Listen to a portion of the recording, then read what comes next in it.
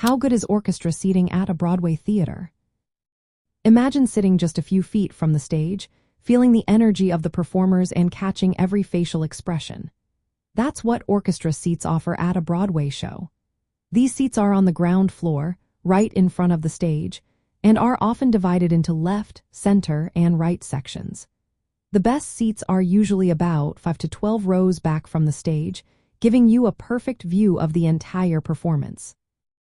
Sitting in these central seats means you can see all the details, from the actors' expressions to the subtle movements that make musicals like The Phantom of the Opera or Hamilton so special. Many theatergoers love these seats because they create a sense of intimacy, making you feel part of the show. However, not all orchestra seats are created equal. If you sit on the far sides or towards the back, your view might be slightly angled or partially blocked by stage structures.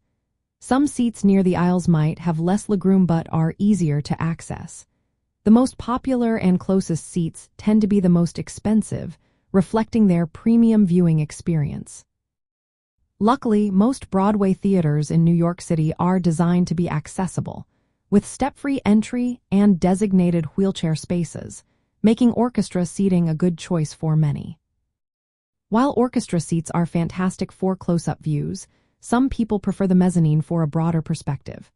The mezzanine is elevated, so you can see the entire stage and choreography better, especially in large musicals with complex lighting and movement.